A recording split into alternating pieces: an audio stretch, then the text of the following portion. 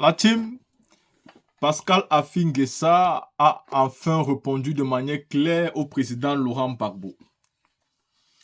Ce n'est pas la vidéo de la dernière fois que nous avons vu d'un cadre du FPI qui confirmait qu'en réalité, le FPI est en alliance avec le RHDP.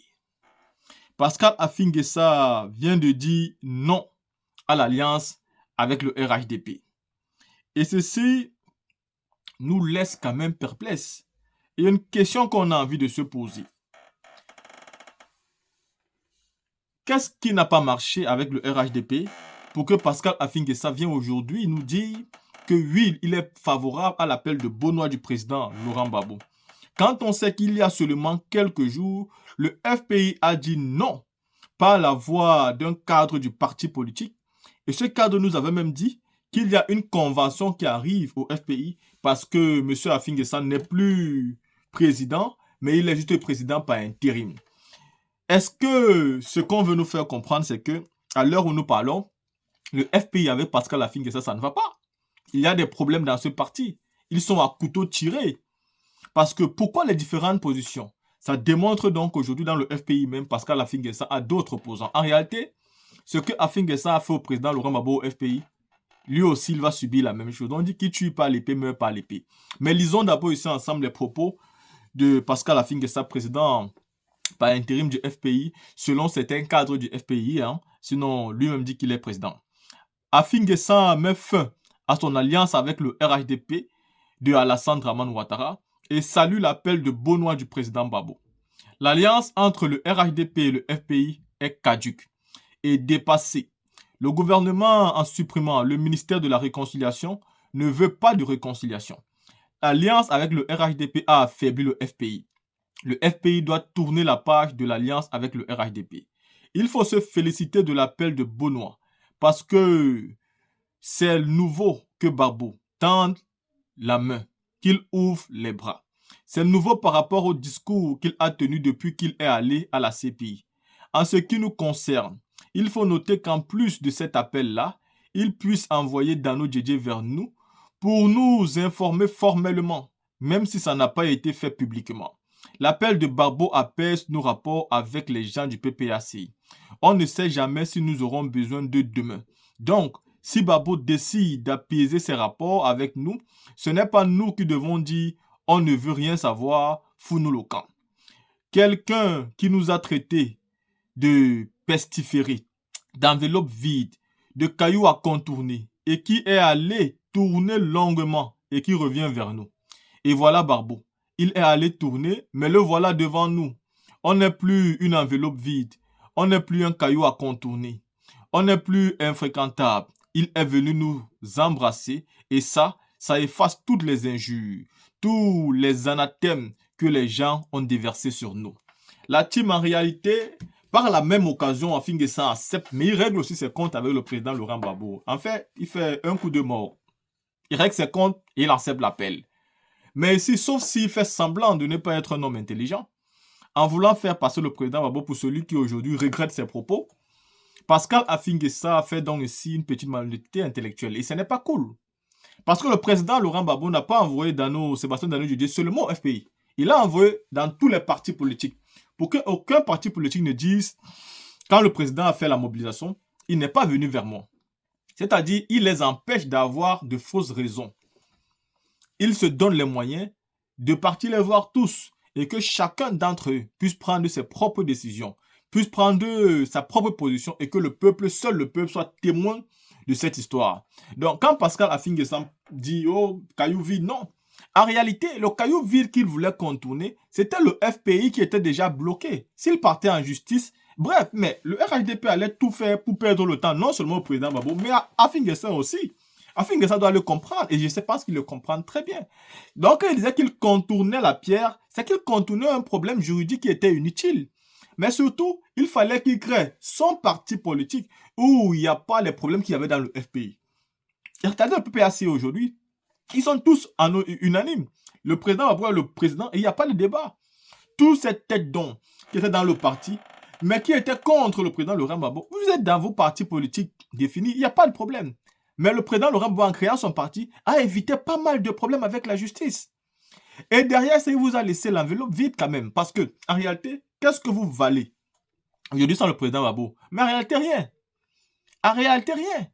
Mais, si tous les... D'ailleurs, il faut dire que le président Gbagbo n'a pas appelé la gauche pour se rassembler. Il a appelé tous les hommes politiques et les partis politiques, les associations politiques, même les religieux, à se mobiliser pour le départ d'Alassane Ouattara. Il ne faut donc pas croire qu'il y a un parti politique suprême que le président a forcément appelé. Non. Si vous voulez lutter pour faire partie Ouattara, c'est la lutte de tous les Ivoiriens. Mettez-vous en rang serré dans l'opposition et luttez. Le président ne vous appelle pas pour faire une alliance pour soutenir sa candidature. Non. À côté de ça, la team, regardez cette vidéo ici. Hey, quand Doumbouya parlait encore bien, mais Ouattara a mis la lutte dans sa bouche. La team, écoutons cette vidéo ensemble. Posture critique vis-à-vis de Ouattara, je constate que Ouattara reprend déjà le discours qui était de dire nous mettons en place une commission ou une charte éthique et de déontologie. C'est nous qui avons proposé cela. Ouattara a repris cela, il a fait signer une charte éthique et de déontologie à tous ses ministres. Nous avons applaudi, on a dit bravo, c'est bien. Donc à partir de cette charte éthique et de déontologie, nous nous attendions à ce qu'il n'y ait plus de vol des deniers publics, nous nous attendions à ce qu'il n'y ait plus de détournement de fonds, nous nous attendions à ce que les marchés de gré à gré qu'on donne à ses amis et autres disparaissent, nous nous attendions à la fin du népotisme, nous nous attendions à ce que les universités et autres, des étudiants puissent avoir l'égalité des chances dans les universités, etc., etc. Mais qu'est-ce que nous avons vu?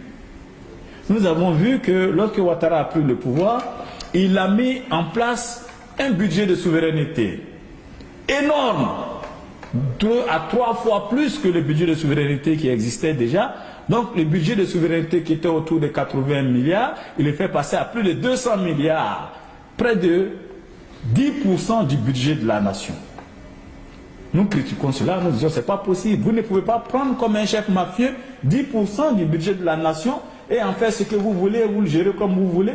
Et pire, il nomme son petit frère de sang, Ibrahima Ouattara, comme le DAF de la présidence.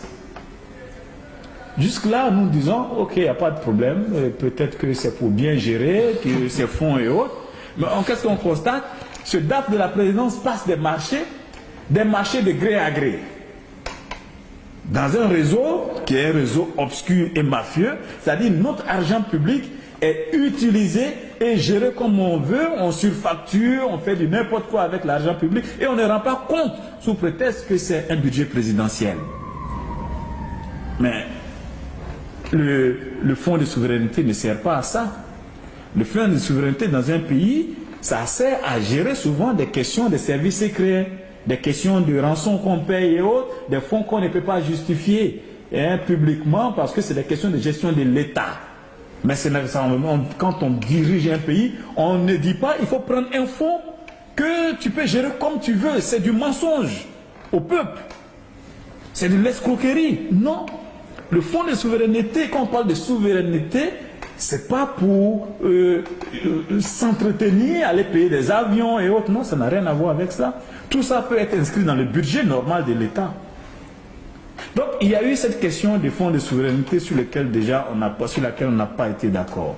Et Ouattara nomme son frère, le même frère, comme ministre d'État chargé des affaires présidentielles.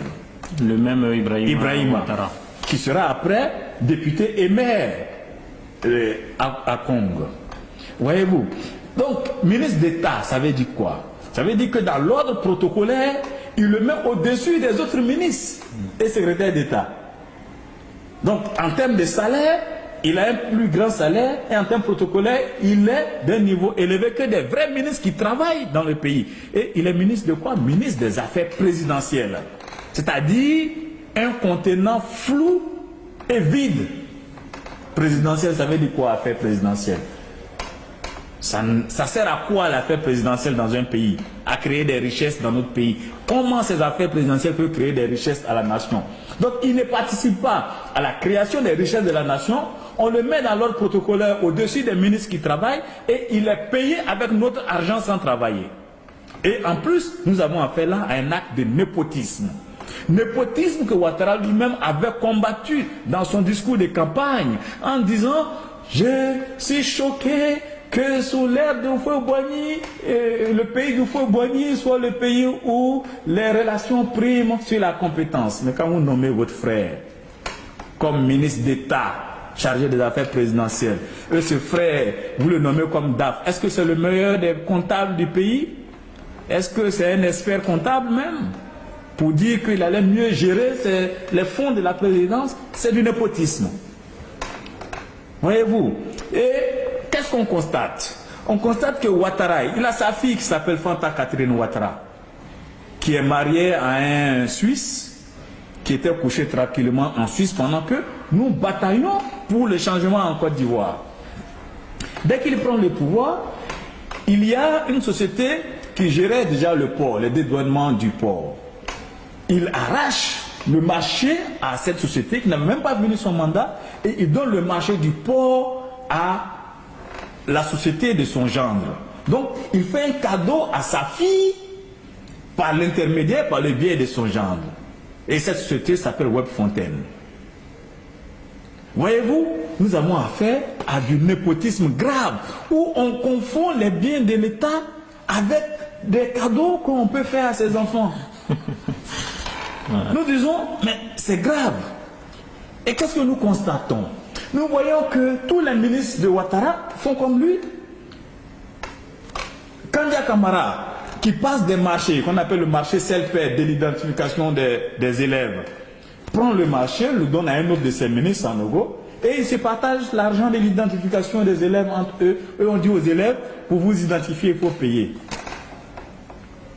Moi, je suis docteur en informatique textuelle. Ça veut dire que j'ai fait de l'informatique jusqu'à un certain niveau. Vous ne pouvez pas me dire que pour mettre en place un système d'identification, il faut payer 3 000 ou 5 000 pour que des gens s'identifient.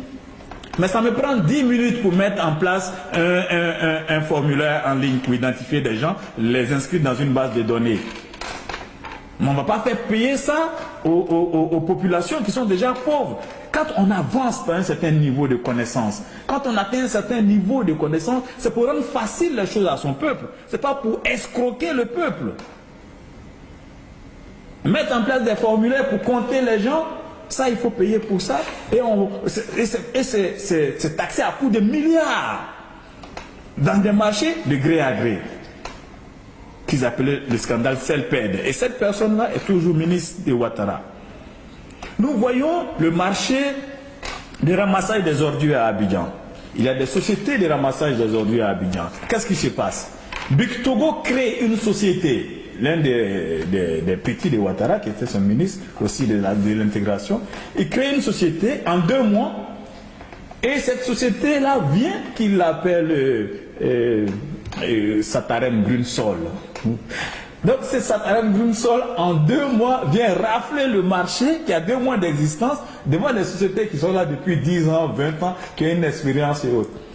Voyez-vous, le marché est dénoncé par les autres soumissionnaires et Satarem Grunsol et Big Togo et Anne Oloto, qui est le ministre qui était en exercice. Bon, écoutez, c'est comme si de rien n'était, il n'y a pas de sanctions et autres. On arrache simplement le marché à Big Togo et l'affaire reste comme ça. Le même cas au niveau de l'université, les travaux de réhabilitation. On passe le marché de gré à gré, le marché de réhabilitation des universités, à Sidi Kanyasi. Sidi Kanyasi, le même Sidi Kanyasi auquel on donne le marché de réhabilitation des prisons.